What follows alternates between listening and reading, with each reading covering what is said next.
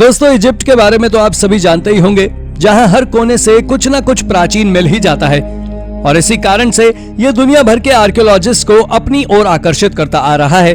आपको बता दें कि यहाँ की गई खोजें कोई साधारण खोजें नहीं होती हैं, बल्कि यहाँ से आर्कियोलॉजिस्ट के हाथ कभी कभी कुछ ऐसा भी लग जाता है जिसकी किसी को उम्मीद नहीं होती है, और जिस चीज की किसी को उम्मीद नहीं होती वो चीजें अक्सर लोगों को चौंका कर रख देती है।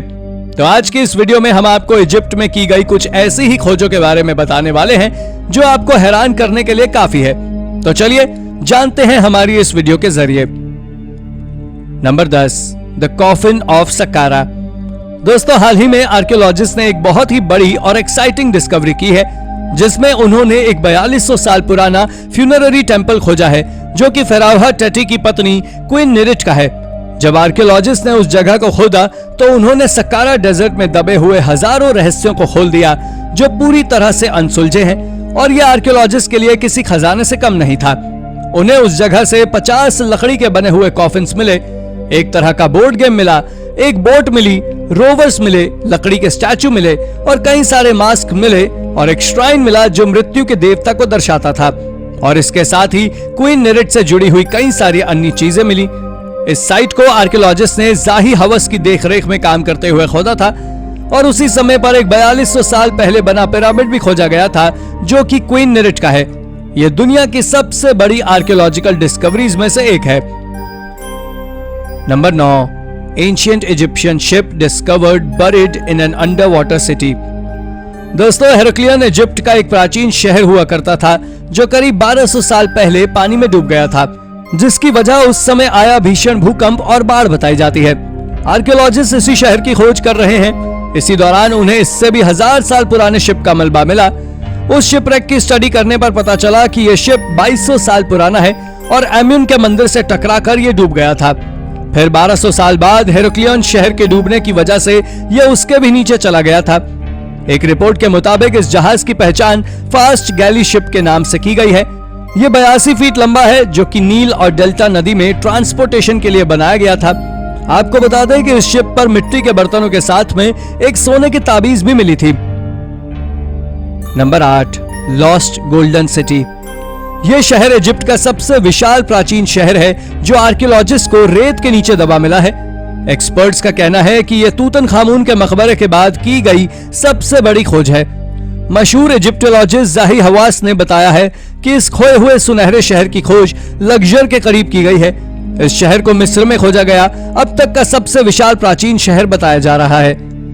जॉन्स हॉपकिंस यूनिवर्सिटी के एक्सपर्ट्स ने बताया है कि इस खोज में अंगूठियों जैसे जेवर, रंगीन बर्तन, ताबीज और एमेंस्टॉप 3 की मोहर लगी मिट्टी की ईंटें मिली हैं। इससे पहले कई बार इस शहर की खोज की गई थी, लेकिन इससे कोई कुछ खास चीज नहीं मिली थी। लेकिन अब उम्मीद जताई गई है कि आगे की खोज में कई खजाने मिल सकते हैं। Number 7, the stone of priest.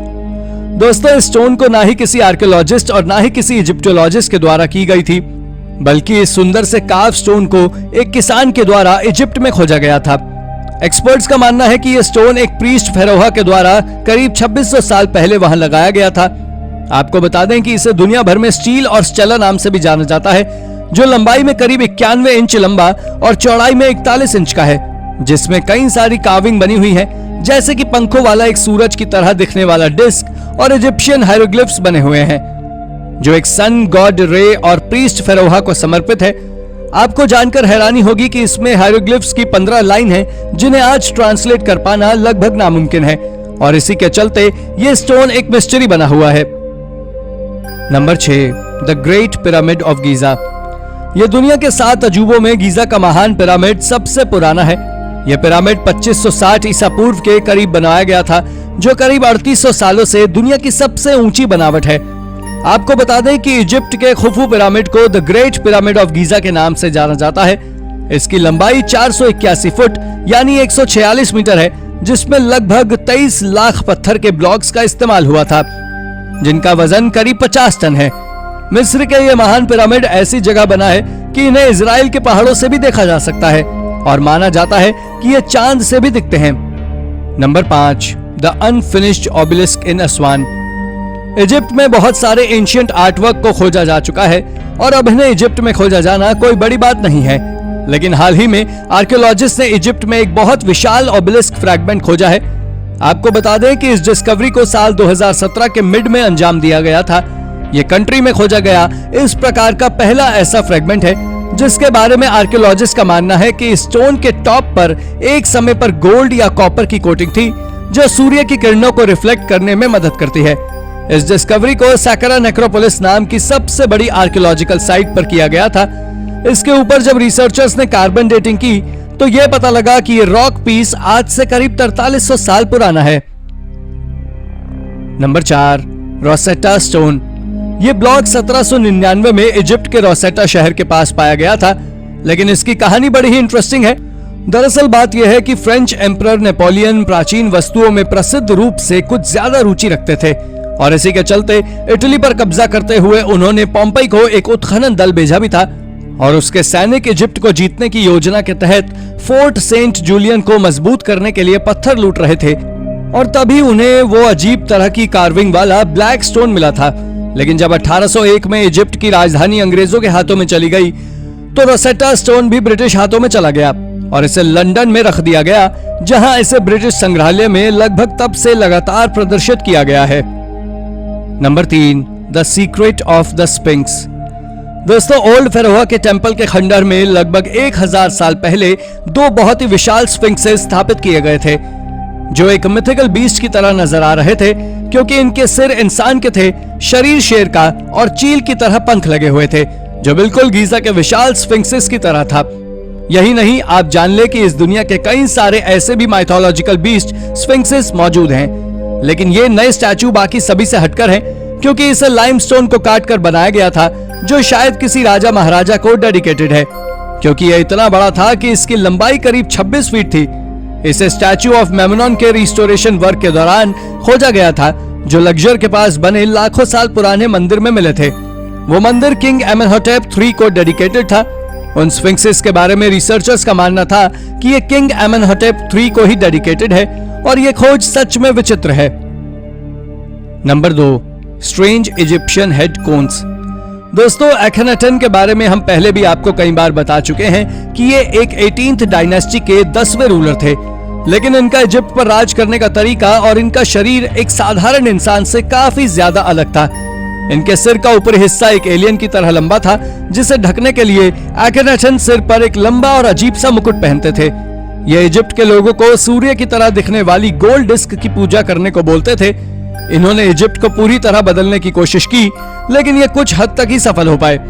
आपको बता दें कि इनकी पत्नी इस दुनिया की सबसे सुंदर औरतों में से एक थी, जिनके एक प्राचीन बस्ट को 1924 में बर्लिन के म्यूजियम में पब्लिक को दिखाने के लिए रखा गया था। लेकिन क्या एखनाटन सच में एक एलियन था या इंसान, यह इजिप्ट के लिए आज तक सबसे बड़ा रहस्य बना हुआ है, जिसे अब सुलझा पाना नामुमकिन है। अगर आज साइंटिस्ट इस पर रिसर्च भी करते हैं तो वो केवल दावे ही कर सकेंगे, ना कि पूरी कहानी सबके सामने ला पाएंगे। Number 1, the tomb of king Tut's wife. Queen एन का सिनेमन एक अलग से फिगर वाली प्राचीन लेडी रही हैं, जिसने अपने पिता से ही 12 साल की उम्र में शादी कर ली थी। लेकिन जब इनके पति यानी किंग टट्स की मृत्यु हो गई तो इन्होंने फेरोहा आई से दूसरी शादी की और हाल ही में जाही हवास के द्वारा इनकी कब्र को खोजने का दावा किया गया था। दरअसल उन्होंने फेरोहा आई की टूम्ब के पास से एक और रहस्यमय कब्र को खोजा था जिसके बारे में उनका मानना है कि ये क्वीन एन का सिनेमन का है, लेकिन अब तक कोई इसके बारे में पूरी तरह श्योर नहीं है। ये दोनों टूम्ब 14th सेंचुरी BC के हैं। आपको जानकर हैरानी होगी कि इन टूम्ब्स को इजिप्ट में कुछ रहस्यमय गड्ढों से निकाला गया था। उन गड्ढों से इसके अलावा कई प्राचीन आर्टिफैक्ट, लकड़ी के हैंडल और नीले रंग के नाइव्स भी मिले, जो इसे और भी ज्यादा मिस्टीरियस बनाते हैं। तो दोस्तों, आपका इसके बारे में क्या कहना है, हमें कमेंट करके जरूर बताएं। और अगर हमारी वीडियो अच्छी लगी हो तो ये वीडियो को लाइक करें और जाते जाते चैनल को सब्सक्राइब करना बिल्कुल ना भूलें। Thank you for watching.